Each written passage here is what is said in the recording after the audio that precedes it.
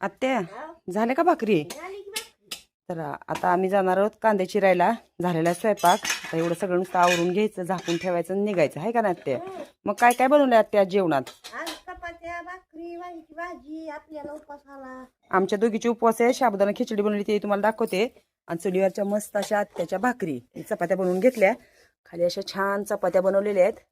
आणि इकडे बनवलेली आहे अशी सुंदर वांग्याची भाजी, गरमागरम भरून वांग केले यसराचं. रेसिपी पाहिजे असेल तर कमेंट्समध्ये सांगा, तुम्हाला रेसिपी पण दाखवेल. आणि चला तुम्हाला साबुदाणा खिचडी दाखवते. तुम्ही कमेंट्स करत नाही मला की ताई ही रेसिपी दाखव, ती रेसिपी दाखव. हे बघा, आज लाल तिखटची बनवलेली आहे मी हे साबुदाणा खिचडी.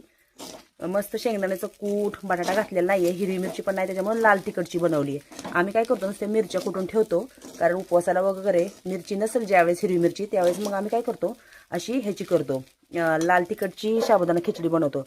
मग आवडली का तुम्हाला साबुदाणा खिचडी? दोन्ही चुली हे होत्या म्हणून गॅसवर बनवली आहे. तर चला आवरायचे, जायचंय. आत्यांचं चालू आहे तिकडे काम. आता हा पसारा आवरतो आणि जातो आम्ही कांदे चिरायला. तर चुलीवरची भाकरी भाजली आहे, ती बघूया. तर कशा वाटल्या चुलीवरच्या भाकरी तेही कमेंट्समध्ये नक्की सांगा. आणि चॅनलवर नवीन असाल तर चॅनलला नक्की सबस्क्राईब करा, लाईक करा, आमच्या व्हिडिओ शेअर करा. आणि हे दोघं बघा कसे निवांत झोपलेत, यांना पण कोंडायचे. तर चला भेटूया पुढच्या व्हिडिओत.